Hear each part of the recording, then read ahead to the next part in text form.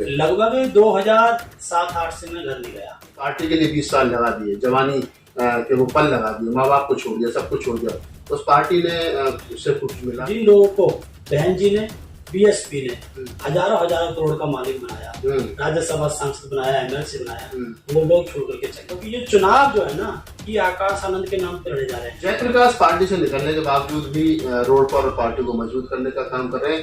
उसके बावजूद भी कि बहन जी ने कितनी बार ट्वीट करते हैं कि जयप्रकाश को पैसा नहीं दिया। जैसे वो जो ट्वीट हुआ था वो यात्रा के समय, उसके बाद मेरे पास में 56 लाख रुपए आया था। तो ये मत सोच लेना कोई व्यक्ति की आखिर में जाके दम टूट जाएगा। मैं मरते दम तक यही काम करूंगा, बशर्ते आप लोग काम करो, इस मूवमेंट में फूट मत डालो। इसी बीच में जो कौन शब्द जो 2-3 बार आया है, मैं साइकोलॉजिस्ट में समझता हूँ, उस समय के दिमाग में वो उस प्रश्न का उत्तर तलाश कर रहा होता है। 13% अभी भी वोट है। और आकाश चंद्रशेखर भाई इतना बड़ा आइकॉन जो हमारा जो है, जो समाज में बोलते हैं, उनके पास 0.5% भी वोट है। जी ने कहा है कि हम अकेले चुनाव लड़ेंगे। आपको लगता है कि अकेले चुनाव लड़ सकते सफलता मिल पाएगी? सपा पार्टी खत्म होनी है, आरएलडी खत्म होनी है, ये सब खत्म होनी है, ये बसपा बचेगी। जब बसपा बचेगी तो हम फिर आगे जीतेंगे। मैं तो कहता हूँ, मैंने कहा भी है, मैंने अपने साथियों से, कि ये हमारी जो हमने नई क्रिस्टा बुक की है ना, ये जो गाड़ी है ना, इसके बाद हम हेलीकॉप्टर खरीदेंगे। मुझे पूरा भरोसा है कि हम हेलीकॉप्टर खरीदेंगे।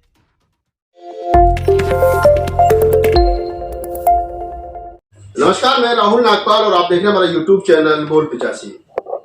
मेरे साथ जो शख्सियत बैठी है, ये किसी परिचय की मोहताज नहीं है। ये जयप्रकाश सिंह हैं, बहुजन समाज पार्टी के पूर्व राष्ट्रीय उपाध्यक्ष रहे हैं और आज भी बहुजन समाज पार्टी के सक्रिय कार्यकर्ता हैं।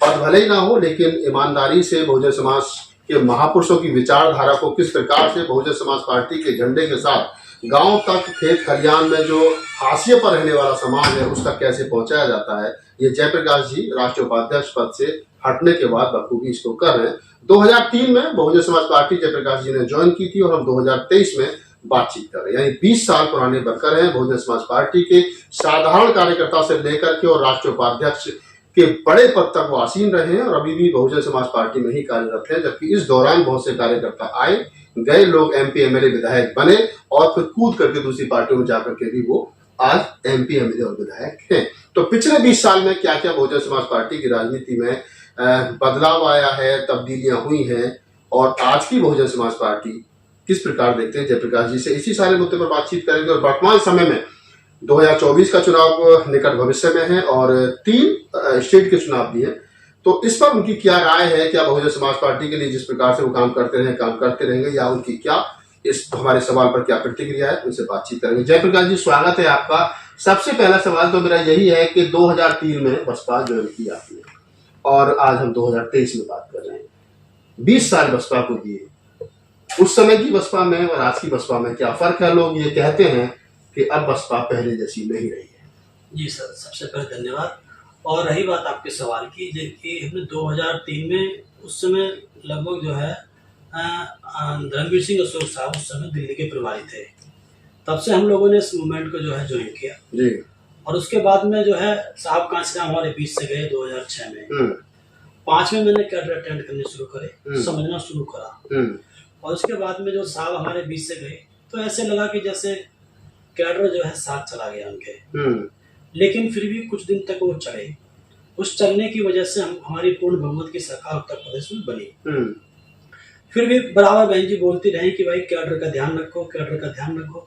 समय समय पे बहन जी ने जो है पेपर बना करके दिए, नोट्स बना के दिए कि एससी समाज के लिए आपको ये कैडर देना है, ओबीसी समाज के लिए आपको ये देना है, महिलाओं के लिए आपको अलग से ये देना है, मुस्लिम समाज के लिए ये देना है।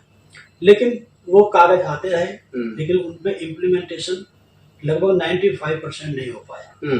उसका खामियाजा ये हुआ कि हम लोग अगले चुनाव में जो है 80 सीटों पर रह गए, जो 12 का हुआ। फिर 17 में हम लोग 19 सीटों पर रह गए उत्तर प्रदेश में, और अब आकर के हम लोग 1 सीट पे चले गए। आप ये कह रहे हैं कहीं ना कहीं कि जो बहन जी लिख करके देती रही या बताती रही वर्कर्स को कि आप जाकर के ग्राउंड पर ये सारी चीजें बताइए, वो लोगों ने बताई नहीं, उन चीजों को दबा करके रखा और वो 5 साल सरकार में सिर्फ मलाई खाने पर लोग रहे। हाँ, ये भी रहा। और मुझे ऐसे लगता है कि शायद उनकी या तो वो उस कैडर को समझ नहीं पाए, क्योंकि वो जब उन पेपर्स को लाते थे सबके सामने, उनको फिर बिना देखे वो लोग बोलते थे। तो कहीं ऐसा लगता है कि जैसे वो कैडर को उन्होंने मीटिंग में कन्वर्ट कर देते थे। वो क्योंकि कैडर एक अलग चीज है, कैडर का मतलब प्रशिक्षण है। तो प्रशिक्षण ना दे करके वो भाषण देने लगे, उसका खामियाजा हमको कार्यकर्ता ना हरे करते देता हूँ। हाँ, जो ड्यूटी थी जो बहन जी ने दी थी कि आपको एज ए कार्यकर्ता, एज ए ट्रेनर आपको इसको लोगों तक पहुंचाना है, वो ना करके उनके पीछे पुलिस रहना, उनके पास बड़ी बड़ी गाड़ियां हो जाना, इस चक्कर में आकर के हम लोग इस तक पहुंच गए। तो आपको नहीं लगता है कि जो जिम्मेदारी ट्रेनर को देनी चाहिए थी या इस प्रकार के लोग पार्टी में होने चाहिए थे जो बेहतर कैडर दे सके, तो वो कैडर का काम कैडर वाला आदमी करता, तो वो शायद कैडर का काम नेताओं से करवाया गया, शायद इसीलिए फेल हुए। नहीं, वो फीलिंग आ गई उन लोगों के अंदर। हाँ। ऐसा नहीं है, मैंने देखा कि जो लोग पहले कैडर देते थे वो बाद में भाषण देने लगे। हम उसी कैडर से तो तैयार हुए, उसी कैडर की देन थी कि हमने अपना घर छोड़ दिया। 3 दिन में हमने ये डिसीजन ले लिया कि हम साहब कांशीराम के रास्ते पे चलेंगे और हम अपने घर नहीं जाएंगे वापस, और हम लोग धन संचय नहीं करेंगे, और हम जो है शादी नहीं करेंगे, और साहब कांशीराम जी को हम फॉलो करेंगे, उनकी अस्थियों को हमने हाथ में लेकर के कसम खाई। तो ये सब चीजें जो थी, ये सब कैडर की देन थी। हमारे जैसे मुझको राजस्थान में प्रभारी था, सब स्टेट में गया, हर स्टेट में 20-20 लड़के ऐसे हैं जो अनमैरिड हैं, साहब कांशीराम से इंस्पायर होकर के। तो कहीं ना कहीं ये कैडर का तो आउटपुट रहा, लेकिन उनका जो सदुपयोग नहीं हो पाया, तो उसकी वजह से सभी नुकसान हुआ। इसमें बहन जी की कोई गलती नहीं है, गलती बीच के जो लोग थे उनकी रही है। नहीं, तो फिर एक बार जैसे सपोज करो 2007 से 12 वाली सरकार रही, 12 से जो 17 का चुनाव रहा उसमें 80 सीट रही, 17 से 22 वाले चुनाव तक जो है वो 19 सीट रहेगी, और 22 वाले में 1 सीट रहेगी। लोकसभा हार रहे हैं, विधानसभा हार रहे हैं, विधान परिषद हार रहे हैं, चेयरमैन ही हार रहे हैं। 30% से वोट घट करके आज 12% रह गया है, 18-20% वोट भाग गया।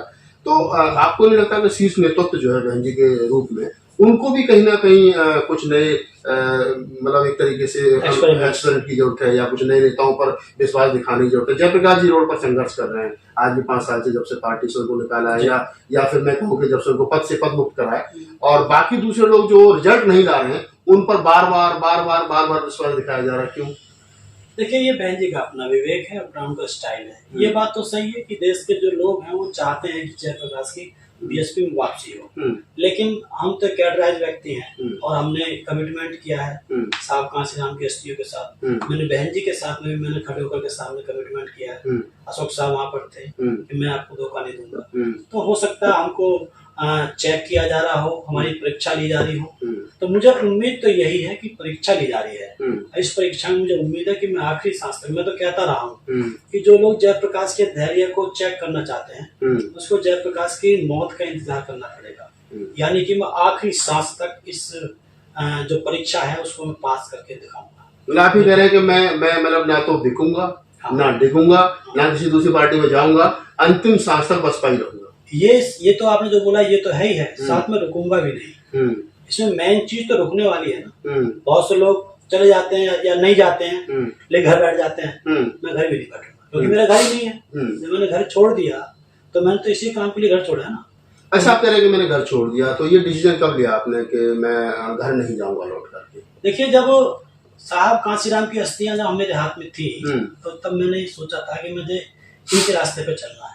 उसके बाद हमारे घर में विवाद बन गए, और विवाद बनने के बाद में फिर हमने घर छोड़ दिया। कितना साल हो गए लोगों घर गए? लगभग 2007-8 से मैं घर नहीं गया। तो शादी नहीं की, माँ बाप की इच्छा रही होगी कि भाई हमने पढ़ाया लिखाया और सब कुछ किया, उम्मीदें हर माँ बाप की होती है कि बुढ़ापे में लाठी का सहारा बने, तो आपने उनकी उम्मीदों पे भी खरे नहीं उतरे, पूरे समाज के लिए आप जो जीवन को समर्पित कर दिया, तो कहीं ना कहीं माँ बाप का तो प्रेशर रहा हो ना कि जयप्रकाश शादी करे, 2 बच्चे होने चाहिए। हाँ, प्रेशर की वजह से घर छूटता है। अच्छा, जब विचार में भिन्नता आ जाती है, वो कहते हैं कि भाई आप जो है लॉ आपने कंप्लीट की है, आप जो है जुडिशरी में जाइए, आप सिविल सर्विसेज में जाइए, जितना भी पैसा आपको खर्च करना है हम आपको देंगे। गाड़ी मुझे खरीद के दे दी, भाइयों ने कह दिया कि भाई तुझे कमांड की कोई चिंता नहीं है, हम खर्च करेंगे। लेकिन मेरा मन नहीं लगता था, मैंने मुखर्जी नगर को मैंने ज्वाइन किया इस काम के लिए, जुडिशरी के लिए, सिविल के लिए, दोनों एक साथ में दोनों की क्लास लेता था, लेकिन मन नहीं लगता था, तो इसलिए जो ना कॉन्फ्लिक्ट पैदा हो गया। तो आपको नहीं लगता कि सब कुछ छोड़ा, माँ बाप को छोड़ा, परिवार छोड़ा, शादी नहीं की, और जो एक यूथ, अब ये युवा ही है, अब तो भले युवाओं की एक अलग दुनिया होती है, आजकल रंगीन दुनिया होती है, उनको सबको त्यागा, साधारण जीवन अपना, और उसके बाद जिस पार्टी के लिए 20 साल लगा दिए, जवानी के वो पल लगा दिए, माँ बाप को छोड़ दिया, सब कुछ छोड़ दिया, उस पार्टी ने उससे कुछ मिला भी नहीं, ना मंत्री बने, ना विधायक बने, ना कुछ बने, और आज भी ये बसपा का जो पटका है डाल करके आप बसपा की बात कर रहे हो, तो कहीं ना कहीं मन में कुछ विचार तो होता होगा। लोग तो कहते हुए यार जयप्रकाश किस काम में लगा, मिला क्या? देखिए, इसमें जो हमने कैडर अटेंड किए थे वो एक बात कहते थे कि इस मूवमेंट से कोई और कुछ लेने आएगा ना, कुछ लेने के उद्देश्य से इस मूवमेंट को ज्वाइन करेगा, वो यहाँ पर खो करके जाएगा, उसे यहाँ कुछ मिलने वाला नहीं है, वो बर्बाद हो जाएगा।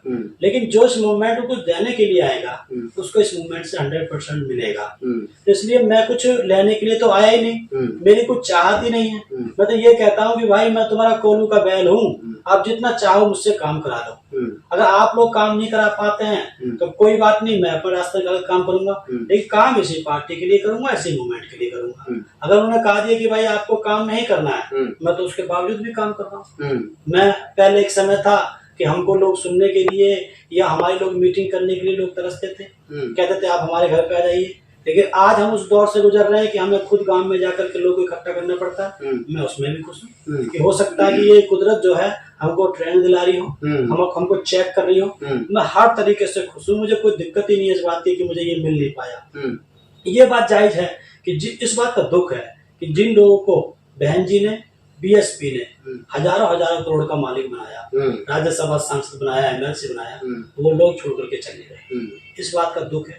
काश अगर वो साथ होते तो बहुत से लोग कहते हैं बहन जी में कमी है। मैं तो कहता हूँ कि तुमको लगता है कि बहन जी में कमी है, लेकिन तुमको कमी बहन जी के बाद में दिखती है, जब अंदर होते हो तब नहीं दिखती है। जब बाहर आके बोलते हो बहन जी में कमी है, कमी भी है तो आप बाहर इकट्ठे होते रहते ना, आप तो छोड़ करके चले गए ना। एक आदमी बाहर इकट्ठा होता, मेरी तरह एग्जाम्पल देने वाला, तो उसके बाद जो बाहर निकलता वो बाहर इकट्ठा होता, उनकी एक टीम बन जाती। तो हो सकता है बहन जी कहती कि यार इतने लोग जो है समूह जो बाहर खड़ा हुआ है, कहीं इसका मैसेज गलत ना चला जाए, तो बहन जी सोचती कि इनको अंदर लिया जाए। तो आप कहीं ना कहीं ये कह रहे हैं कि जो लोग बहन जी को छोड़ करके, बसपा को छोड़ करके गए, या जिन लोगों को निकाला गया, अगर वो लोग भी एक प्लेटफॉर्म पर रहते तो बड़ी ताकत बन सकती। हाँ, बहन जी उनको अंदर लेती, एक महसूस करती कि यार ये लोग गलत नहीं है, और अगर मैंने इनको बारे में कुछ नहीं सोचा तो समाज में मैसेज गलत चला जाएगा। तो बहन जी समाज को मेंटेन करने के लिए उनके पक्ष में डिसीजन लेती, उससे क्या एकदम से बेनिफिट होता पूरे मूवमेंट को। फिर हम लोग एक सीट पे नहीं आते, देखा जाए तो हम 0 पे ही, लेकिन हम एक सीट इस पे हम नहीं आते, तो कहीं ना कहीं मूवमेंट को वो लोग समझ नहीं पाए, इसका मुझे दुख रहा। अच्छा, एक सवाल और आजकल आम यूथ में खासतौर से सवाल है कि बहन जी को पुराने काशीराम साहब के समय के नेता पसंद नहीं है, या तो लोग उस समय की दुनिया में नहीं रहे, या थोड़े बहुत रहे तो निष्क्रिय होकर घर बैठ गए, पार्टी से निकाल जाएगा, और या फिर बहन जी को यूथ पसंद नहीं है, उनको जिम्मेदारी नहीं दे रही है, कमान नहीं सौंप रही है, चंद्रशेखर पसंद नहीं, जिग्नेश मेवानी पसंद नहीं, जयप्रकाश पसंद नहीं, एक उनका भतीजा आकाश आनंद है जिसको वो बार बार जो है वो ला करके, ना तो उसको कैडर का पता है, ना कुछ और पता है, ना कुछ महापुरुषों के बारे में ज्यादा जानकारी है, सिर्फ ये है कि बहन जी का भतीजा है। तो बहन जी कहीं ना कहीं उसको समाज के ऊपर थोपना चाह रही है, क्यों? देखिए, मैं थोपना तो नहीं कह सकता, लेकिन जो एक्ट्स हैं, जो काम हैं अब तक जो चल रहे हैं बहन जी के द्वारा, उससे मैं ये मान सकता हूँ कि बहन जी प्रयास कर रही है। लेकिन प्रयास के पीछे पीछे मुझे ये भी लगता है कि बहन जी साहब कांसीराम की शिष्या रही हैं। बहुत नीचे से देखा है हमने, जितना नीचे से हमने देखा उतना नीचे, उससे भी ज्यादा नीचे से मूवमेंट को बहन जी ने देखा है। तो मुझे ऐसा लगता है कि शायद वो परीक्षा ले रही है, देख रही है समाज में कि भाई अगर आकाश के नाम पर ये लोग तिल मिला जाते हैं और भाग जाते हैं तो छटनी हो जाएगी। इसका मतलब ये मूवमेंट से लेने के लिए आए थे। एक समय ऐसा भी हो सकता है कि बहन जी आकाश को राष्ट्रीय अध्यक्ष घोषित कर दें, तो जो व्यक्ति उस समय भी टिका रहेगा, इसका मतलब उसका कोई स्वार्थ नहीं है। तो मुझे ऐसा लगता है कि बहन जी थोपने का काम नहीं करेंगी। ये लोगों के दिमाग में भ्रम फैल रखा है कि बहन जी थोपेंगे, नहीं, अगर तैयार हो जाएगा तो बहन जी देंगी समाज को उनके रूप में एज ए सक्सेसर। अगर नहीं तैयार हो पाया तो मुझे पूरा भरोसा है कि बहन जी थोपेंगे। आप ये कह रहे हैं कि अगर आकाश आनंद में बहन जी को ये लगेगा कि ये 5 साल से ज्यादा उनको लगभग बसपा की राजनीति में हो गए काम करते करते, और अब आजकल तो इंटरव्यू देने लगे, तो आप ये कह रहे हैं कि अगर बहन जी को ये लगेगा कि आकाश आनंद इस कमान को संभाल सकते हैं तो, और समाज स्वीकार कर रहा है, तो वो आकाश आनंद को कमान सौंपेंगी, नहीं तो हटा करके किसी और को आगे लेकर के आएंगे। हाँ बिल्कुल। हाँ। क्योंकि बहन जी जो ना उनको बहन जी समझती है चीजों की, जबरदस्ती इस काम को हम नहीं करा सकते। तो ऐसी स्थिति में अगर वो लड़का तैयार, देखो पहली बात तो ये मैंने पहले भी कहा, आपके पहले एक बार हमने बात करी थी कि अब जो चुनाव है आगे का, राजस्थान, मध्य प्रदेश, छत्तीसगढ़, तेलंगाना तो सीधा सेपरेट है, वो तो आरएस का है, वो उससे तो कोई मतलब नहीं है। लेकिन जो 3 स्टेट है, चौथा आपका राजस्थान, आपका हरियाणा आएगा, 5वां उत्तर प्रदेश का लोकसभा आएगा। ये जो 5 स्टेट हैं, इनके जो वोट ऑफ परसेंटेज और इनकी सीटें का बढ़ना ये तय करेगा। हमारे राजस्थान में 6 विधायक थे, ये 12 हो जाएंगे, 10 हो जाएंगे। वोट हमारा 4.25% थे, वो 6% हो जाएगा। इसका मतलब एक्सेप्टेंस, इसका मतलब आकाश आनंद को लोग स्वीकार कर रहे हैं। हाँ। अगर ऐसा ये मध्य प्रदेश में, ये छत्तीसगढ़ में अगर वोट और सीट बढ़ जाती हैं तो आपको इसका मतलब पॉलिटिकली एक्सेप्टेंस मिल रही है। क्योंकि ये चुनाव जो है ना, ये आकाश आनंद के नाम पे लड़े जा रहे हैं। बहन जी ने बार बार बोला भी है ये देखेंगे। तो कहीं ना कहीं मुझे लगता है कि ये तय करेगा फिर लोकसभा का चुनाव। नहीं, अगर आप सपोज करो छत्तीसगढ़ और मध्य प्रदेश और राजस्थान का जो चुनाव है उसमें पार्टी बेहतर नहीं कर पाती है, सीट नहीं बढ़ती है या फिर वोट ऑफ परसेंटेज नहीं बढ़ता है, तो ये मान लिया जाए, स्वीकार कर लिया जाए कि आकाश आनंद को लोग स्वीकार नहीं कर रहे? बिल्कुल मान लिया जाएगा। उस समय बहन जी भी कुछ समझ जाएंगे कि इसका मतलब इस लड़के को समाज स्वीकार नहीं करेगा और जबरदस्ती किसी को थोपा नहीं जा सकता। कहीं ऐसा तो नहीं आपको लगता है, जो मैं जो पत्रकार सवाल पूछ रहा हूँ, कि लगता है जैसे बहन जी को लगा होगा जैसे जयप्रकाश के पीछे लोग हैं, जयप्रकाश को लोग फाइनेंस भी कर रहे हैं, गाड़ी भी दे रहे हैं, उसकी फैन फॉलोइंग भी है, चंद्रशेखर की अपनी फैन फॉलोइंग है, जिग्नेश की अपनी फैन फॉलोइंग है, तो बहन जी के दिमाग में ये बात आ गई हो कि यूथ चाहिए, युवा चाहिए, तो इसलिए बहन जी ने अपने भतीजे को ला करके दिल का खड़ा कर दिया, चलो युवा चाहिए तो युवा लो, मेरे ही परिवार का लो।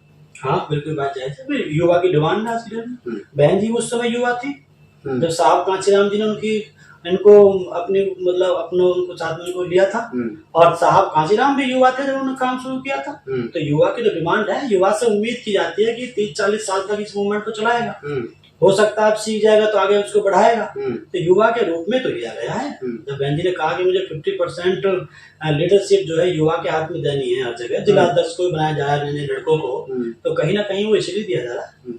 अच्छा, एक सवाल और है, कई बार मन में उठता है कि जो बार बार ये कहा जाता है कि बहुजन समाज पार्टी एक राजनीतिक दल के साथ साथ एक मूवमेंट है, तो मूवमेंट में परिवारवाद चलता है या विचार चलता है? क्योंकि जितना मैंने समझा है, बुद्ध, कबीर, नानक, रैदास, फूले, साहू जी महाराज, डॉक्टर अम्बेडकर, मानव साहब काशीराम, इनके पूरे जो हमारे महापुरुष हुए हैं SC/ST OBC माइनॉरिटी समाज के, इनके बच्चे कहीं नहीं दिखते, विचारधारा से विचार आगे बढ़ा है। अगर मानव साहब काशीराम ये कहते हैं कि मैंने जो बात फूले और कबीर कह करके चलेगी, मैं उसको आगे बढ़ा रहा हूँ, मैं उसको पढ़ नहीं रहा हूँ, तो आपको लगता है कि जो बात मानव साहब काशीराम और जो बहन जी कह करके चलेगी, तो उसी विचार का आदमी कोई आगे बढ़ाए? अगर ऐसा होता तो ज्यादा बेहतर होता, या फिर परिवारवादी होता तो काशीराम साहब के भतीजे थे। देखिए, आपने देखा होगा कि जिस समय साहब को अंतिम संस्कार में अग्नि दी थी बहन जी ने, उससे पहले कभी इतिहास में आपको लड़की के द्वारा, महिला के द्वारा किसी को अग्नि देते हुए आपने नहीं सुना होगा। एक नया ट्रेंड बहन जी ने शुरू किया। अब वो हो सकता है बहन जी सोच रही हो कि मैं परिवार के माध्यम से भी इस मूवमेंट में दे सकती हूँ। दूसरी बात, प्रयास किया है, जैसे हम लोग गुरु घासीदास जी को हम लोग छत्तीसगढ़ में जाकर के पढ़ते हैं ना, आप तो वहाँ गए होंगे, सुना होगा ना, उसके परिवार के लोगों ने भी प्रयास किया था कि हम इसमें जो है इसको मूवमेंट में हम आगे बढ़ाएं। लेकिन योग्यता यहाँ सबसे बड़ी चीज है। अगर कोई इसको अदरवाइज ना ले तो कुछ दिन के बाद लोग महसूस करेंगे। यहाँ परिवार का होना ही अपने आप में नंबर कम कर देता है। मैं वही सवाल, कितने योग्य क्यों ना हो, जी बिल्कुल, आप चाहे कितने योग्य क्यों ना हो, आपका ये नंबर कम हो जाता है। लेकिन हो सकता है बहन जी उसके नंबर बढ़ाने में समय लगा रही हूँ, उम्मीद कर रही हूँ कि भाई हो सकता है जयप्रकाश खरा नाम कर पाए। चंद्रशेखर ने तो अपनी पार्टी बना ली है, वो तो दूसरे के यहाँ वहाँ घूमता है, उसको तो बहन जी ने देख ही लिया है। तो हो सकता है जयप्रकाश में ये चीजें ना उतर पाए, तो वो प्रयास कर रही हूँ। लेकिन जब ऐसा लगे बहन जी को कि भाई नंबर कम पड़ रहे हैं इस लड़के के आकाश के, तो बहन जी जरूर पलटी मारेंगी, मुझे पूरा भरोसा है। लोग कहते हैं कि बहन जी के एक हाथ को पता नहीं होता कि दूसरा हाथ क्या करे। एक सवाल और है कि 4-5 युवा पिछले 5-6 साल में 7 साल में की राजनीति में, बहुजन समाज की राजनीति में उभर करके आए। जिग्नेश मेवानी आए, निर्दलीय विधायक बने, बाद में कांग्रेस ज्वाइन कर ली। हालांकि उन्होंने बड़ा प्रयास किया कि वो बसपा में चले जाएं, हमारे जैसे कई लोगों से संपर्क उन्होंने किया, लेकिन बात नहीं मिल पाई, तो आखिर में कांग्रेस में जाना पड़ा। दोबारा वो विधायक है, तो उनका बहुजन समाज के महापुरुषों की राजनीति से कुछ ज्यादा लेना देना है। चंद्रशेखर ने अपनी राजनीतिक पार्टी बना ली। जयप्रकाश पार्टी से निकलने के बावजूद भी रोड पर पार्टी को मजबूत करने का काम कर रहे हैं। उसके बावजूद भी कि बहन जी ने कितनी बार ट्वीट कर दिया कि जयप्रकाश को पैसा नहीं दिया जाए, जयप्रकाश मेरे नाम पर वो करता है, मेरे नाम पर चंदा इकट्ठा मिसयूज कर रहा है, मेरे नाम से चंदा इकट्ठा कर रहा है। उसके बावजूद भी क्या बात है कि जयप्रकाश को लोग कोई गाड़ी दे जाता है, कोई प्लॉट दे जाता है, कोई फ्लैट दे जाता है। तो बहन जी की बात को समाज नहीं मान करके जयप्रकाश के सपोर्ट में खड़ा है। तो जयप्रकाश का कद बढ़ रहा है या बहन जी की बात को लोग जो है मान नहीं रहे हैं? देखिए, वो अगर देखा जाए तो वो मुझको फ्लैट देते हो, चाहे वो प्लॉट देते हो, चाहे गाड़ी देते हो, वो इसीलिए देते हैं कि ये बहन जी के पक्ष में काम करता है। अगर बहन जी के पक्ष में काम नहीं कर रहा होता तो मुझे नहीं देते, तो वो किसी और को देते। नहीं, बहन जी तो मना करी ना, मत दो। हाँ, तो कोई बात नहीं, लेकिन उनको पता है ना कि बहन जी के पक्ष में काम कर रहा है। बहन जी की बात को डिनाई नहीं कर रहे हो। अगर बहन जी के वो विरोधी होते तो फिर वो मैं बहन जी के पक्ष में काम कर रहा हूँ इसलिए नहीं देते वो। उनको पता है कि भाई इनके आपस में बीच में जो चल रहा है, हो सकता है कि भाई बहन जी इनकी परीक्षा ले रही है। अधिकांश लोगों का यही कहना है। तो ऐसी स्थिति में वो मुझे अच्छा, जब बहन जी लिखती है कि भाई जयप्रकाश को दान मत देना, जयप्रकाश मेरे नाम का मिसयूज कर दे, तो आपको लगता है कि आपके पास जो डोनेशन आती है, दान आता है, उसमें वृद्धि हो जाती है, बढ़ जाता है, वो कम नहीं होता। हाँ। जैसे वो जो ट्वीट हुआ था वो यात्रा के समय, हाँ। उसके बाद मेरे पास में 56 लाख रुपए आया था। जब मैं 10-20 रुपए मांग रहा था, उसके मुझे 1 हफ्ते के अंदर मेरे पास 56 लाख रुपए आ गया था। उसने कहा कि सारा पैसा जो है, जितना भी यात्रा में जो खर्च होगा आगे, हमें हिसाब बता दो, आप अभी ले जाओ। तो 50-55 लाख रुपए उसमें हिसाब आया। वो 15-45 का खर्चा आया, 10 उसने फालतू दिया, 55-56 लाख रुपए हमें लोगों ने दिया। तो हमको बढ़ता है इस चीज से। वो उम्मीद करते हैं कि यार लड़का काम तो कर रहा है, काउंटिंग में आता है कि बहन जी को पता है लड़का काम कर रहा है। तो इस चीज से कभी नुकसान नहीं होता, फायदा ही हुआ है। अच्छा, तो ऐसी अभी हम इस बातचीत को कंप्लीट करने की तरफ है। ऐसी क्या मजबूरी रही है बहन जी की? बहन जी को पता है लड़का काम भी कर रहा है, किसी दूसरी पार्टी में भी नहीं गया है, जबकि ऐसा नहीं है कि राष्ट्रीय उपाध्यक्ष रहने के बावजूद किसी पार्टी का ऑफर आपके पास ना रहा, बिल्कुल रहे होंगे। उसके बावजूद 5 साल से आप रोड पर हैं और बहन जी जो है कि वो बुला भी नहीं रही। देखिए, मैंने कहा कि बहन जी हो सकता है परीक्षा ले रही हूँ, मैं दावे के साथ कह सकता हूँ। रास्ता लंबा हो सकता है, बहुत लोग आ सकते हैं, बीच में अवरोध पैदा हो सकता है, लेकिन मैं मंजिल पर जरूर पहुंचूंगा, मुझे इस बात का भरोसा है। अब मुझे ये भी भरोसा है कि बहन जी अपने आखिरी दिनों में जरूर जयप्रकाश का नाम लेकर के जाएंगे, चाहे कोई माने चाहे ना माने। मैं पढ़ा लिखा आदमी हूँ, मेरे पास एक्सपीरियंस है। 20 साल से लंबा एक्सपीरियंस, 20 साल का, इतने उठापटक का, जिनके आपने नाम लिए, ये छोटे छोटे घटनाओं से निकले हुए लोग, तभी तो उन्होंने गलती कर दी। ये कैडर को समझ नहीं पाए। मैं तो ये कहता हूँ, आप अपने चयन पे कभी अगर लगे कि हम उनके लायक हैं या वो हमें माने कि भाई चलो जयप्रकाश से बात करते हैं, तो कभी आप अपने चैनल पे 3-4-5 लोगों को एक साथ ले, हम लोग उसमें हम बात करेंगे कि क्या क्या होता है, कैसे। तो कहीं ना कहीं जो है वो लोग चुप कर गए इसमें। और मेरा जो है मामला, मुझे उम्मीद है कि बहन जी आखिरी दिनों में एटलीस्ट कम से कम मेरा नाम अनाउंस करेंगे। और नहीं भी कराना तो मैं तब भी बहन जी का फोटो लेकर के चलूंगा। जैसे मैं साहब कांशीराम का लेके चला, बाबा साहब का चला, बहन जी का भी लेके चलूंगा। और बहन जी के फोटो के ऊपर इतना अधिकार चंद्रशेखर भाई का नहीं होगा, आकाश भाई का नहीं होगा, इतना जयप्रकाश का होगा। और मुझे पता है कि किसी आदमी की विचारधारा या उसकी फॉलोइंग उसके दुनिया से जाने के बाद बढ़ती है, और जो बढ़ेगी वो मेरे पास आएगी। तो आप ये कह रहे हैं कि कुछ भी हो, लेकिन उत्तराधिकारी के रूप में विचार का जो वैचारिक उत्तराधिकारी जयप्रकाश। हाँ, वैचारिक मैं अपने आप को मानता हूँ, चाहे वो अनाउंसमेंट किसी का करते हैं, बहुत खुशी की बात है। हम विचार यहाँ बढ़ाएंगे, पॉलिटिकली लाभ जो है आकाश भाई को पहुंचेगा। हम कहीं जाएंगे थोड़ी ना, मैंने तो बोल दिया है कि भाई देखो उम्र के हिसाब से मैं इन लोगों से बड़ा हूँ, चाहे जितने भी आपने नाम लिए इनसे मैं क्या नाम है सीनियरिटी पे मैं इनसे बड़ा हूँ। 20 साल का क्वालिफिकेशन में और राजनीतिक अनुभव में, उम्र में, सब चीज में जितने भी सीनियरिटी ले लो या योग्यता ले लो उन्हें मैं सबसे बड़ा हूँ। तो बड़ा होने के नाते मैं तो कहता रहता हूँ कि भाई आप अपने आप को प्रूव करो, समाज की आप स्वीकृति लो, इस विवाद में मत पड़ो।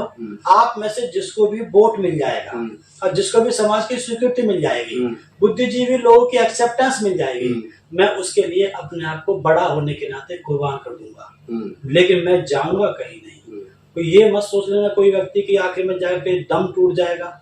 मैं मरते दम तक यही काम करूंगा, बशर्ते आप लोग काम करो, इस मूवमेंट में फूट मत डालो। अगर सपोज करिए कल को बहन जी कहते कि जयप्रकाश आ जा और आकाश आनंद के नेतृत्व में काम करते जयप्रकाश जाएंगे। हाँ, जब मैं आकाश भाई के लिए बिना अनाउंस करे ये काम कर रहा हूँ, जब अगर बहन जी ये कहती है कि राष्ट्रीय कोऑर्डिनेटर है तो मैं तो हूँ नहीं। अगर मैं बसपा के लिए काम कर रहा हूँ तो वो तो आकाश भाई के लिए भी तो काम हो रहा है। तो जब मैं बिना उसके काम कर सकता हूँ तो मुझे कोई दिक्कत नहीं। मैं तो ये कहता हूँ मुझे कोई पद भी मत दो, मुझे तो केवल आप अनाउंस कर दो कि भाई इसकी मेंबरशिप जो स्वीकार की जाती है, जो ड्यू चल रही है हमारी, इसको मेंबरशिप को स्वीकार किया जाता है और ये लड़का जो है वो पार्टी में शामिल किया जाता है। इतने में ही मैं बड़े बड़े लोगों की चूल हिला दूंगा। मैं बड़ी बड़ी पार्टियों को, जब मैं राजस्थान का प्रभारी था ना तो बहन जी हमसे ये बोलती थी, अशोक साहब हमारे साथ होते थे कि कांग्रेस हमसे सीधे वो बात नहीं कर रही। मैं बोल गया था कि पैरों में गिर दूंगा। हमने काम किया। उसके बाद बहन जी ने 2-3 महीने बाद हमारे पास कॉल करी कि मेरे पास सोनिया गांधी की कॉल आई है, अब हमसे गठबंधन के लिए बोल रही है। तो आई जब बात, हम काम करना पड़ेगा आपको। जब तक आप समाज को कैडर के आधार पर नहीं जोड़ेंगे तब तक बात बनने वाली नहीं है। केवल मेरी एंट्री हो जाए सारी पार्टी आपके पीछे घूमेंगी, ये मेरे को विश्वास है। मतलब आप ये कह रहे हैं कि आपके पास जो काम करने का तरीका है, आपका जो काम करने का हुनर है वो ऐसा है और आपके साथ यूथ जुड़ जाएगा तो पार्टी में अच्छे लेवल पर काम होगा।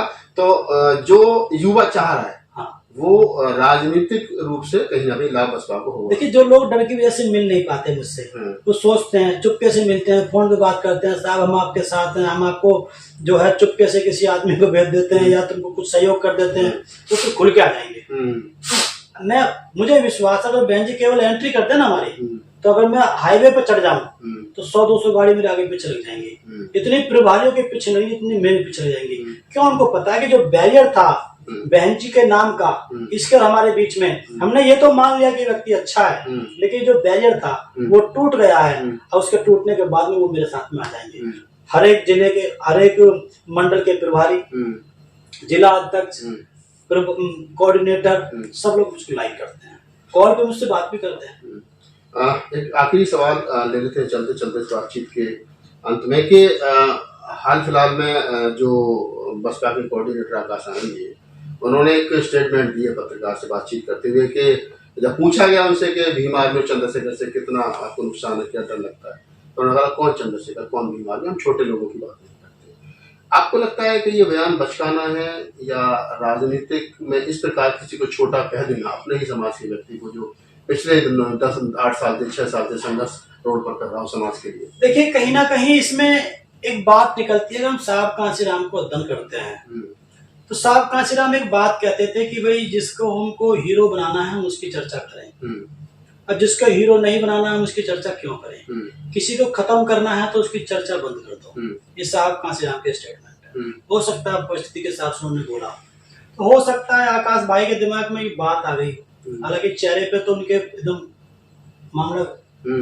तो टाइट हो गया था, लेकिन उनकी पहले की जो सोच होगी कि अगर देखो वो घर से लेके चले होंगे इस सवाल को 100%। मैं समझता हूँ कि कौन से सवाल राहुल नागपाल मुझसे पूछ सकते हैं, तो मुझे अपने घर से तैयारी करनी होती है कौन सा एग्जाम में पेपर में आ सकता है।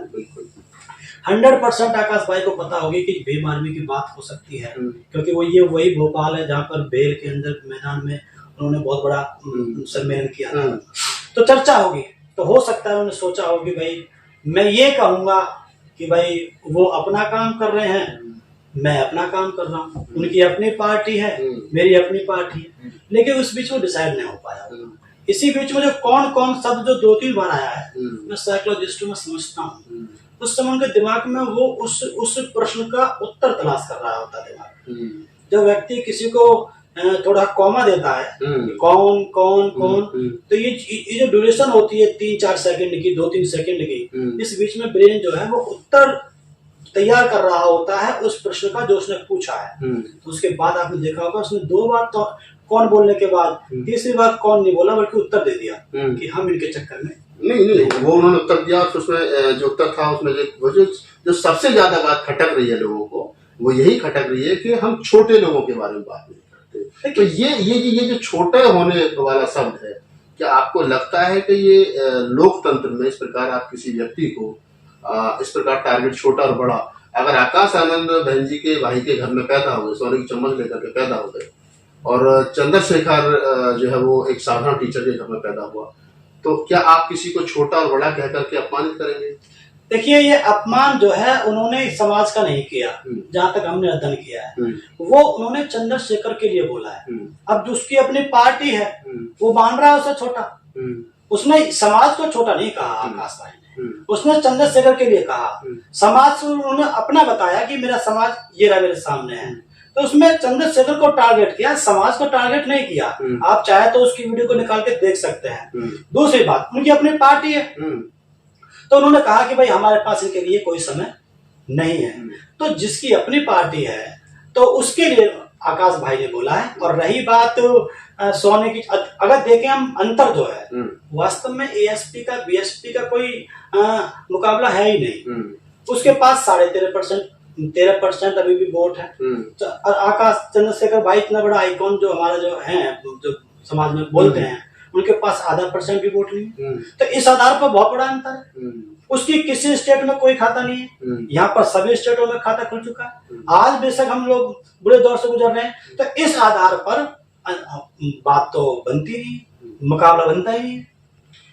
आखिरी सवाल बस हम यही लेंगे आपसे कि अब 2023 में 2-3 स्टेटों के चुनाव हैं और 24 में फिर विधानसभा का चुनाव है, तो क्या जयप्रकाश बहन जी की तरफ से कॉल का इंतजार करेंगे, या पहले की तरह रथ तैयार है और रोड हो जाएंगे? हाँ, रथ देखो हमारा तैयार रहता है हमेशा।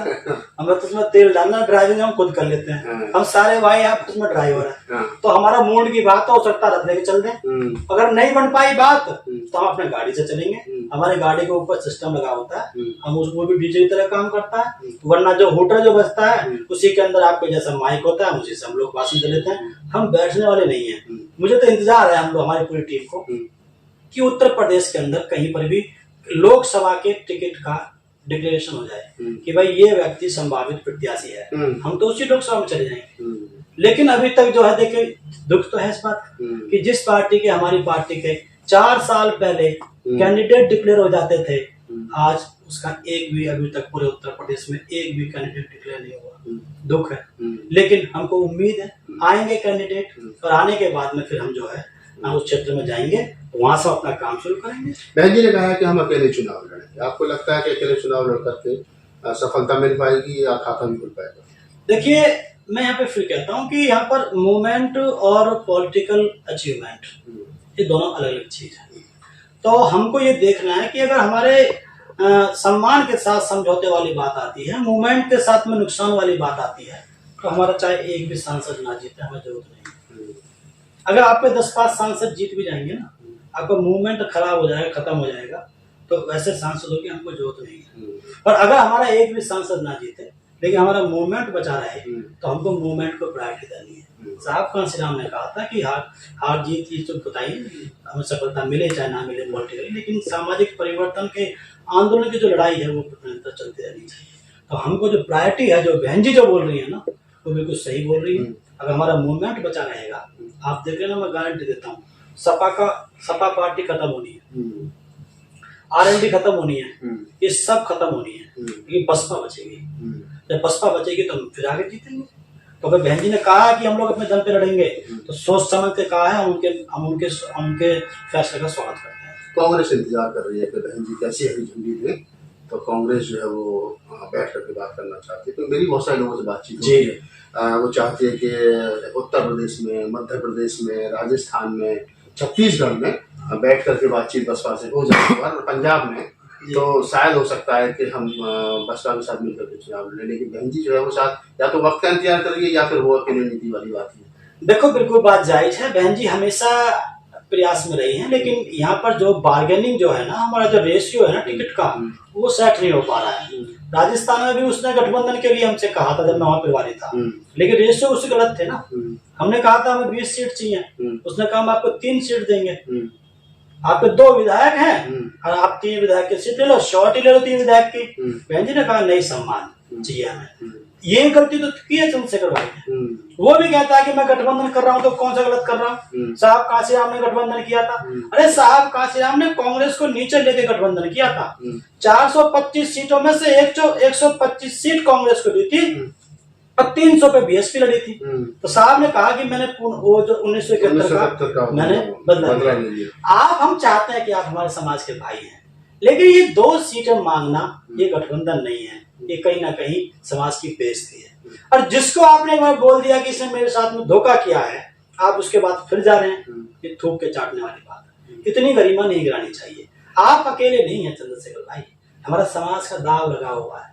हम चाहते हैं कि आप आगे बढ़ो, हमारी कामनाएं आपके साथ हैं, लेकिन कम से कम सही रास्ता अख्तियार करो। अच्छा, एक आखिरी सवाल यही है कि आप चलते चलते थोड़ा सा ये बता दो कि पिछले 5 साल से जयप्रकाश जी रोड पर हैं और गाड़ी है और गाड़ी भी बड़ी बड़ी है, पैसा भी आता है, रथ भी बनाया है, खर्चा भी है, लोग भी साथ में रहते, तो पैसा कहाँ से आता है? बड़ी बात यही होती है कि फंडिंग कहाँ से हो रही है जयप्रकाश जी? देखिए समाज में आज के समय में अगर साहब कांशीराम को उस समय लाख लाख रुपए देने वाले लोग थे, तो आज की डेट में करोड़ करोड़ रुपए देने वाले लोग हैं। हजारों हजारों करोड़ के लोग पड़े हुए हैं, केवल आपका काम देखना चाहिए। मैं तो कहता हूं, मैंने कहा भी है मैंने अपने साथियों से कि ये हमारी जो हमने नई क्रिस्टा बुक की है ना, ये जो गाड़ी है ना, इसके बाद हम हेलीकॉप्टर खरीदेंगे। मुझे पूरा भरोसा है कि हम हेलीकॉप्टर खरीदेंगे, चाहे वो 10 करोड़ का है चाहे 100 करोड़ का है, इतना मुझे विश्वास है। लेकिन समय लगेगा, समाज का विश्वास हमें जीतना पड़ेगा। तो समाज के अंदर पैसे की कोई कमी नहीं है। देखो मेरे पास स्कॉर्पियो है और भी छोटी छोटी 2-3 गाड़ियां हैं, कल परसों हमारे पास क्रिस्टा आ जाएगी, मैं चाहूँ कल को फॉर्चुनर ले लूँ, लेकिन हम नहीं, समाज हमें पता है समाज पैसा दे रहा है तो मैं उससे दुरुपयोग नहीं करूंगा। तो इसलिए कहने का मतलब ये है कि समाज में देने वालों की कोई कमी नहीं है। मुझे उम्मीद है कि इस देश का सबसे ज्यादा पैसा मेरे पास आएगा 2027 के बाद। चलिए, तो हमारी शुभकामनाएं जयप्रकाश जी के साथ हैं और लंबी बातचीत हमने उनसे की, क्योंकि एक तो 20 साल का उनका राजनीतिक जो अनुभव था, तो उनको 20 साल बसपा में हो गए, तो उस पर बातचीत करनी थी। वर्तमान में जो उठापटक बहुजन समाज के नेताओं प्लस राजनीति में चल रही है, उसको लेकर के बातचीत करनी थी। बहुत सारे सवाल मैंने उनसे किए और तमाम सवालों का जवाब जयप्रकाश जी ने अपनी शैली के अनुसार मुखर होकर के दिया। हमारी शुभकामनाएं हैं कि वो बिल्कुल भारतीय राजनीति में बहुजन समाज के महापुरुषों की विचारधारा को आगे बढ़ाएं और स्थापित हो, ताकि हम भी कल को उनका दोबारा इंटरव्यू लेने के लिए जाएं तो फिर हमें भी अच्छा लगे। तो अगर आपको हमारी बातचीत अच्छी लगी हो तो इसको अपनी प्रतिक्रिया जो है बिल्कुल दीजिए। नए हो तो हमें हमारे चैनल को सब्सक्राइब कीजिए और फेसबुक पेज पर देखे तो फॉलो कीजिए, और अगर हमारे यूट्यूब चैनल पर हो तो हमें ज्वाइन कीजिए। धन्यवाद। मैं राहुल नागपाल, कैमरामैन शेयर के साथ।